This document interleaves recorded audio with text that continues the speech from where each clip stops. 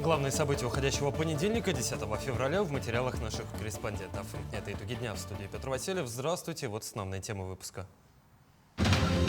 Размер выплаты взамен бесплатного участка намерен увеличить в Якутии. Кроме того, будет расширен перечень направлений для использования выплаты. Расскажем подробности.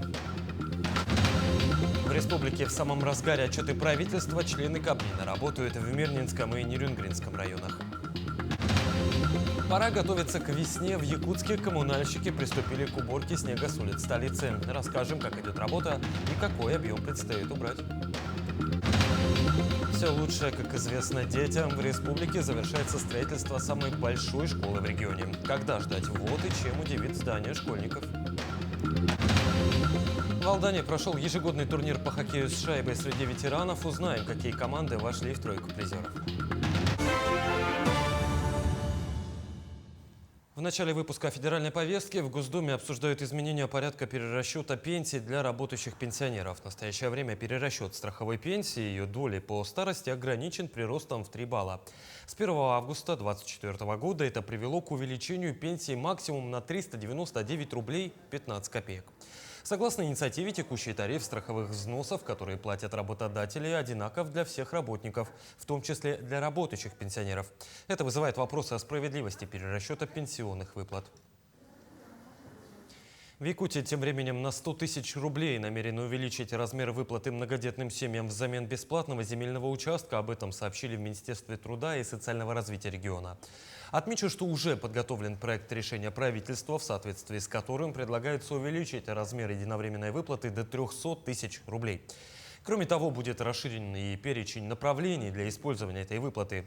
Напомню, соответствующие выплаты многодетным семьям взамен земельного участка в размере 200 тысяч рублей начали предоставлять с 2023 года. С тех пор такой возможностью, по данным регионального Минтруда, воспользовались 3113 семей. С сегодняшнего дня на зимнике автодороги УМНАС в Алекминском районе увеличили грузоподъемность. Об этом сообщили в управлении автодорог региона. Проезд транспорта весом до 20 тонн разрешен на участке с 349 по 600 километр по направлению границы Хангаласского района, село Солянка Алекминского района.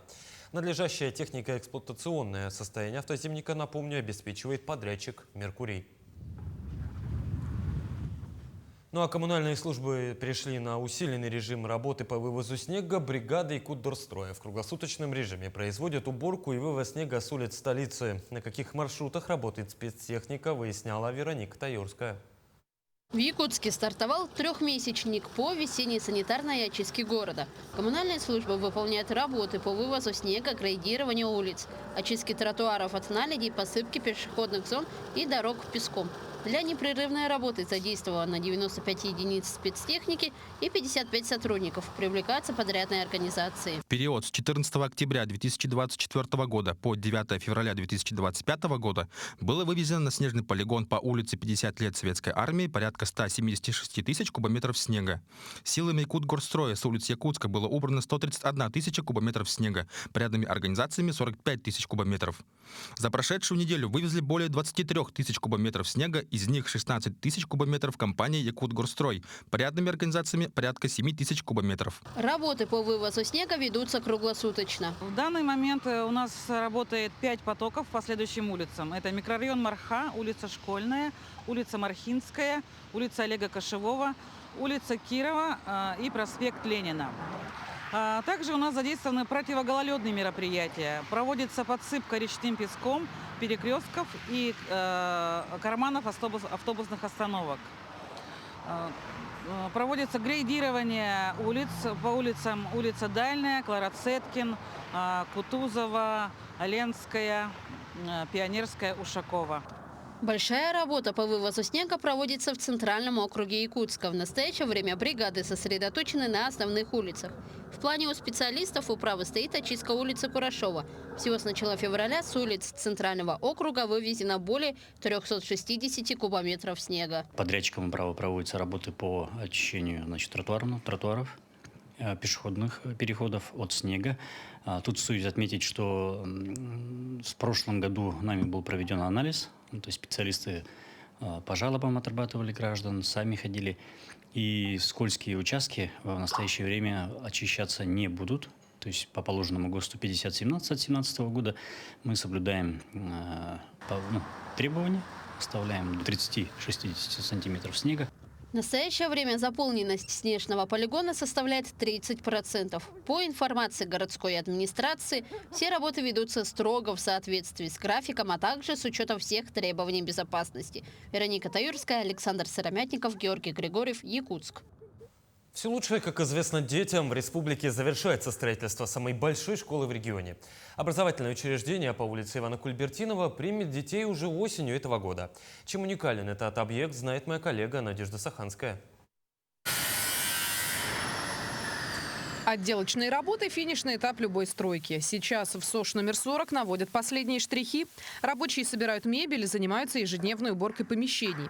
Эта школа станет самой большой в республике. Ее площадь составляет 17 тысяч квадратных метров. Школа вместит в себя 990 учеников, где дети будут заниматься в 2 смены с 1 по 11 классы. Вообще в этой школе предусмотрены, первое, наружные пандусы.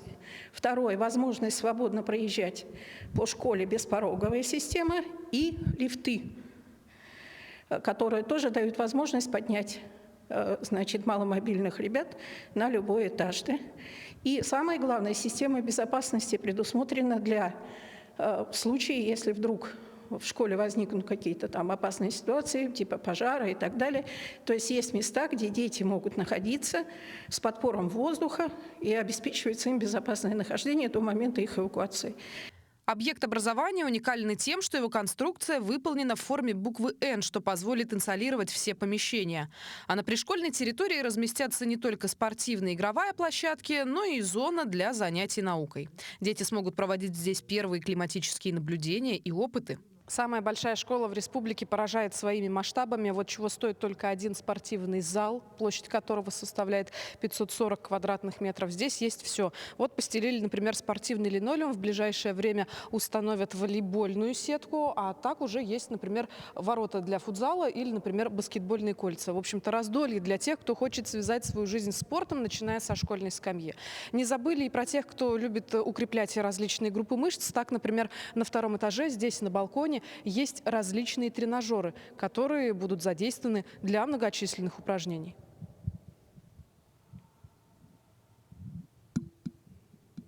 Не забыли строители и про сейсмическую обстановку. Так, 3-этажное здание стоит на уникальном фундаменте, где элементы сваи не только заливали бетоном, но и сваривали между собой, чтобы добиться прочной конструкции. Территория у нас такая получилась, да, и по последним требованиям везде в школах требует, чтобы при землетрясении, чтобы она выдержала 7-бальную сейсмику, да. Поэтому в связи с этим у нас все железобетонные конструкции высокой марки.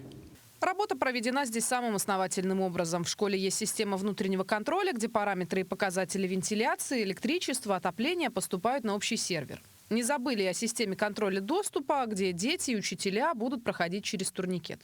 Откроет школа свои двери уже в сентябре этого года. Ну а поскольку образовательная организация охватит сразу 4 микрорайона, самая жаркая пора начнется уже весной, потому что желающих записаться в ученики СОШ номер 40 будет много. Надежда Саханская, Аэлита Махно, Якутск. В Мирнинском районе стартовал отчет исполнительных органов государственной власти региона. За 2 дня делегация во главе с председателем правительства Ольгой Балабкиной посетит все населенные пункты района. Сегодня встречи с руководителями правительства прошли в городе Удачный, в поселках Айхал, Сельдюкар, Светлый и Чернышевский. Жителей, например, в Чернышевском больше всего волновали вопросы высоких цен на теплоэнергию, ветхого жилья, их сноса, а также газификации поселка.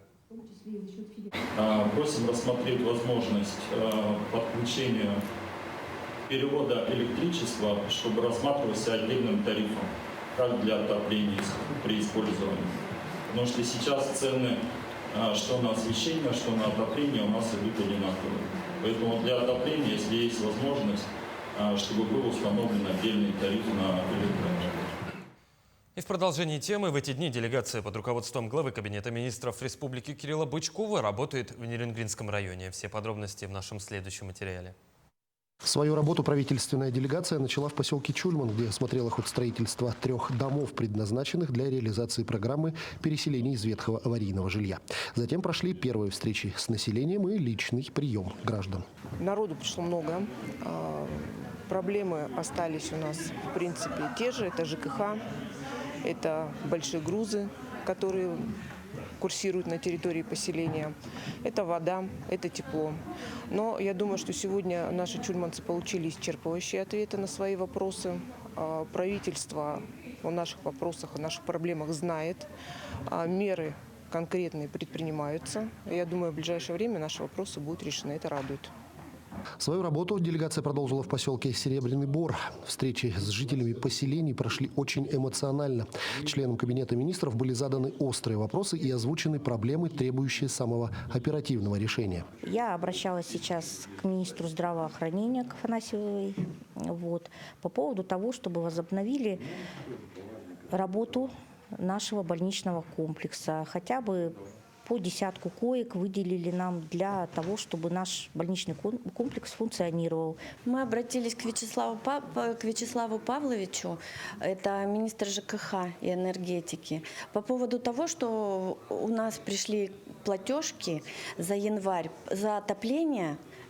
Перерасчет 20 тысяч. Я обращалась по поводу вопроса бездомных животных в ветеринарию. Вопрос мой был таков, что я понимаю, что бездомных животных очень много, и нужно отлавливать и все такое. Я попросила, скажем так, мягко, чтобы создали пункт передержки для животных, возможно, даже для постоянного проживания. Сказали, что посмотрят, проследят, съездят в пункт передержки животных в наш Нерюнгринский. Обещали помочь. Подводя итоги первого дня работы, председатель правительства отметил, что такого рода формат взаимодействия с жителями республики позволяет максимально быстро и комплексно реагировать на запросы жителей по повышению уровня жизни. Есть, конечно, вопросы, которые у нас сегодня необходимо еще решать. Они все понятны, они все определены по срокам, самое главное. То есть мы стараемся давать обратную связь от нас со сроками, когда, собственно, будет сделано что-то. Если сегодня этого еще нет, то когда люди уже получат результат. Поэтому я считаю, что очень такой открытый, понятный, прямой диалог с населением. Но, как я уже говорю, это команда правительства, которая сегодня со мной, она уже очень много лет приезжает на отчеты правительства, и, естественно, им есть уже о чем, скажем так, гордиться, какими результатами, но и остаются еще действительно вопросы, которые стоит обращать внимание, будут решены, безусловно, об этом. Также правительственная делегация посетила поселки Биркакит, Золотинка и село Иенгра. Свою работу члены правительства продолжат завтра. Пройдут отчеты перед трудовыми коллективами промышленных предприятий Нерюнгринского района и продолжится личный прием граждан. Иван Лазаренко, Вадим Барашков, Нерюнгри.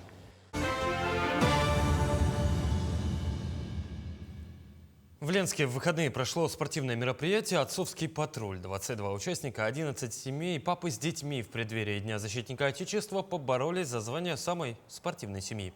Об этих и многих других интересных событиях района Светлана Балеева. В Ленске в выходные прошло спортивное мероприятие «Отцовский патруль». 22 участника, 11 семей, папы с детьми в преддверии Дня защитника Отечества боролись за звание самой спортивной семьи. Командам предстояло пройти несколько этапов на пути к победе. Бег на 30 метров, прыжок в длину с места, сгибание и разгибание рук и поднимание туловища за 1 минуту. Подготовка к сдаче серьезная. Отцы начали с разминки, дети подхватили. Мамы присутствовали в спортивном зале в качестве болельщиц. Все они подбадривали друг друга в стремлении сдать нормативы на золотой знак ГТО. Многим удалось показать хорошие результаты. В их числе самая юная участница Диляра. Девочке 6 лет, она отжалась 35 раз. Ежедневная утренняя зарядка у нее дает свой результат. И я думаю, она довольно-таки хорошо выступила, хорошо пробежала. 35 раз она отжалась, 35 раз сделала пресс. Довольно-таки хороший результат для 6 лет, для первой ступени. Самые маленькие участники не переставали удивлять жюри. Так, 6-летний Саша Матрохин отжался 53 раза. Нужно сказать, что в этот день победителями были все. Родители и дети в одном строю боролись за право называться самой спортивной семьей. Не всем повезло, но состязания сплотили семьи, заставили поверить в свои силы. Члены оргкомитета обсудили республиканские соревнования по пауэрлифтингу, которые пройдут у нас в городе с 1 по 2 марта. Съедутся атлеты со всей республики. Уже подано более 130 заявок. Призовой фонд составит 600 тысяч рублей. Закуплен новый спортивный инвентарь. Часть уже доставлена, часть остается в пути. Подготовка ведется серьезная. Были озвучены вопросы организации и проведения мероприятия, организация медицинского сопровождения, транспортировка спортсменов, организация питания, организация СМИ и звуковое сопровождение. Целую неделю глава района ездил по поселениям с отчетом о проделанной работе за год. Заключительный прошел для жителей города в юности. Александр Черепанов рассказал о приоритетных задачах, о том, какие проекты удалось реализовать в прошлом году. Так, среди основных остается для района помощь бойцам, находящимся в зоне проведения специальной военной операции. Регулярно доставляется гуманитарный груз. Помощь оказывается и семьям мобилизованных. Также глава рассказал о действующих программах. Так, из бюджета района выделяется по 1 миллиону рублей прибывшим врачам, по 300 тысяч рублей педагогам, семьям, отметившим 50-летний юбилей и более, по 50 тысяч рублей. Также выделяются средства на развитие талантливой молодежи. Как итог, сегодня Ленский район занял 1-е место в республике по реализации мероприятий по проведению года детства. Большое внимание уделяется и развитию спорта. Также делали и будем делать упор на выезду наших спортсменов на соревнования, потому что определенные результаты достигаются, скажем так, в конкурентной среде. Для того, чтобы наши результаты были на высоком уровне, нам необходимо возить наших ребятишек. Кроме этого, в прошлом году открыли спортзал в поселке Пеледуй. Сегодня он функционирует. Кроме этого, у нас заканчивается проектирование спортзала в селе Дорожном.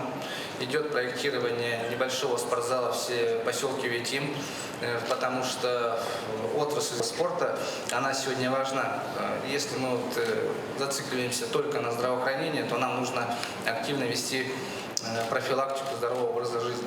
Это направление тоже одно из приоритетных. В этом направлении надо двигаться нам дальше вперед. Оказывается, поддержка субъектам малого и среднего бизнеса, реализуется программа социальной газификации. Продолжается и газификация населенных пунктов, проводится ремонт социальных объектов и дорог. Такой была прошедшая неделя. В ближайшие дни мы расскажем и о других событиях, в том числе о закрытии одной из библиотек города, о фонде Победы, который был создан для сбора средств на гуманитарный груз участникам специальной военной операции, также об отчете правительства, который состоится 13 февраля. Светлана Балеева, Виталий Андреев, Ленск. В Русском театре проводится очередной набор в театральную студию для школьников, желающих связать свою жизнь с актерской профессией. Уже в 3-й раз худсовет театра проводит кастинг школьников для занятий в театральной студии. Лучшие слушатели, которые смогут поступить на целевое место в один из ведущих театральных вузов страны. Все подробности в нашем следующем сюжете. Раз в году коридоры Русского театра заполняют десятки старшеклассников. В этот день идет набор слушателей в театральную студию при театре. В течение нескольких месяцев слушатели будут заниматься под руководством ведущих актеров, изучать актерское мастерство, сценическое движение и прочие специальные дисциплины. А лучшие из лучших получат шанс поступить в один из ведущих театральных вузов страны, училище имени Бориса Щукина, а после окончания войти в труппу театра. Опыт, да, у нас уже есть ребята, которые уже дипломированные, которые уже пополнили нашу труппу и играют даже и главные роли, и их уже зрители могут видеть в наших спектаклях нашего репертуара. Я думаю, что да, все равно надо продолжать, надо искать, надо взращивать. И, в принципе, даже исходя из предыдущего опыта, видно то, что да, результат есть. На кастинг в театральную студию подростки приходят с заготовленными стихами, баснями и монологами в прозе. Кто-то дополнительно демонстрирует вокальные данные, кто-то показывает хореографические номера. Практически все пришедшие на конкурс мечтают об актерской карьере. С детства хочу стать актрисой, и если я поступлю, то это мне поспособствует в будущем. Мне всегда с детства это нравилось. Я нигде не вижу себя, кроме театра, кино. Я ищу себя, и, кажется, я близок к открытию себя, чего-то нового для себя, и то, что мне по душе, и то, с чем я свяжу свою жизнь. Мне нравится играть на сцене, играть роль, быть артистом. В приемной комиссии театральной студии ведущие артисты театра. И они не исключают того, что среди сегодняшних школьников, толпящихся в коридоре, могут быть и их будущие коллеги. Главное все-таки верить в них, и чтобы они чувствовали эту веру. Не отбрасывать их, как безнадежных. Вы ничего не умеете, вы ничего не знаете. Нет, надо всем верить. Всегда. И тогда у них тоже какие-то силы появятся. В своих возможных таких достижениях, или как это можно сказать. А на данном случае это творчество. Сейчас на сцене театра уже играют выпускники первой театральной студии. В прошлом году одна из девушек поступила на целевое место в вуз. Так что воплотить мечты в актерской карьере вполне реально. Главное верить в себя и прилежно учиться у старших и опытных коллег. Александр Хавренко, Семен Семенов, Якутск. В Якутске определяют лучших шашистов региона до 19 лет. В столице стартовало первенство среди юношей и девушек. По итогам главного старта сезона будет сформирована сборная республики для участия на всероссийских стартах. О ходе состязаний расскажет Ржана Громаева. Попробовать свои силы в шашках собрались 142 юных спортсмена из 14 районов Якутии. В ближайшие дни первенства посвящены турниру по стоклеточным шашкам классической программы. Последние 2 дня участники поборются за титулы в рапиде и блице, то есть в партиях с укороченным временным лимитом. Победители получат возможность представлять республику на всероссийском уровне. Самое главное – это отбор на первенство России же, да? Это самый престижный будет в своих возрастах детей. А потом уже у детей откроется же Европа, мир. Как отмечают профессиональные шашисты, первенство – отличная стартовая площадка. Свой шашечный путь на первенство республики начинала Аина Прокопьева. Сейчас Аина – обладательница титула абсолютной чемпионки Европы и один из лидеров юношеской сборной Якутии. А в шашках она нашла себя случайно, благодаря турниру в детском саду. Так, это было очень давно, в садике еще. Там был турнир, и я не умела играть. Мама попросила научить меня, и так вот провели меня на шашки. Мой тренер Николай Григорьевич Гуляев, гроссмейстер международный. Он очень хорошо меня тренирует. Я с ним уже тренируюсь с 2019 года. Надеюсь, конечно, на первое. Хотелось бы попасть в тройку, а так я рада буду. Наша республика считается шашечным регионом. Якутские спортсмены регулярно возвращаются с соревнований с призовыми местами. А на прошлом всероссийском первенстве наши шашисты завоевали 9 из 18 золотых медалей. Шашки вообще развиты, очень сильно развиты в Якутии. Если смотреть из России и со всего мира. У нас есть 18 гроссмейстеров, есть очень хорошие школы, есть очень хорошие тренеры, которые могут тренировать до любого уровня, можно сказать, да. Впереди у спортсменов 5 дней напряженных партий в борьбе за звание сильнейшего шашиста. Ржана Гормаева, Георгий Григорьев, Якутск. В Алдане прошел ежегодный турнир по хоккею с шайбой среди ветеранов памяти Андрея Герасимова. Сборная хозяев соревнований героически сражалась на льду, но не смогла войти в тройку призеров. Почему, знает Руслан Павлов. Выходить на лед в возрасте 45+, это уже достижение. А если перед тобой именитый и сильный соперник, почти подвиг. Турнир по хоккею с шайбой среди ветеранов памяти Андрея Герасимова вновь показал, что алданскому хоккею нужны прорывные решения. Потому что был застой большой. Вот сейчас с постройки корта даже видно, как дети стали расти. То есть это сразу видно. То, что не было открытого льда, чтобы больше времени занимались. Сейчас стали дети больше кататься друг к другу, играть, потому что, если просто мы катаемся в одном месте, а не ездим на турниры, то нету никакого прогресса. Очень хорошо, что не забываем и приглашают играть. Это очень вообще здорово. Ветеранский турнир ежегодно собирает в Алдане команды из Якутска, Тынды, Нерюнгри и Алдана. Сильнейшие в этой четверке по праву считаются нерюнгринцы. Игра с ними – это всегда вызов для соперников. Вот и на этот раз команда из угольной провинции разгромила всех стоявших на пути. Хозяева турнира героически пытались противостоять нерюнгринскому бульдозеру. Но, несмотря на немыслимые выкрутасы алданского вратаря с номером легендарного третьяка на свитере, помощь, перекладины штанг, счет получился разгромным не в пользу алданцев. Так игра сложилась. Бывает и победа, и поражение. Потому что другие команды тоже набирают. Мы не проигрываем, мы их догоняем. Хоккей в Алдане получил новые возможности 2 года тому назад, когда был построен крытый ледовый каток. Играющие ветераны с удовольствием делятся опытом с детскими командами, но это лишь наставничество, а нужны прорывные решения как по тренерскому составу, так и по продвижению хоккея с шайбой. Хоккейный корт работает всего 2 года, то есть как вы хотите результаты, чтобы просто с воздуха упали, так же не бывает. Поэтому должна быть проделана работа. Насколько я знаю, что будут приглашаться все-таки тренеры к нам и будем развивать. Итоги хоккейных баталий специалисты прогнозировали изначально. Так оно и случилось. Безоговорочным лидером стал «Шахтер» из Нерюнгри, 1 место. Тындинский «Авангард» на 2 позиции, сборная из Якутска замкнула 3 призеров. Впрочем, история только начинается, и за спинами ветеранов уже уверенно стоят на льду будущие чемпионы алданского хоккея. Руслан Павлов, Александр Лукин, Сергей Шипачев, Алдан. Таким увидели этот день наши корреспонденты, но я с вами прощаюсь. До встречи.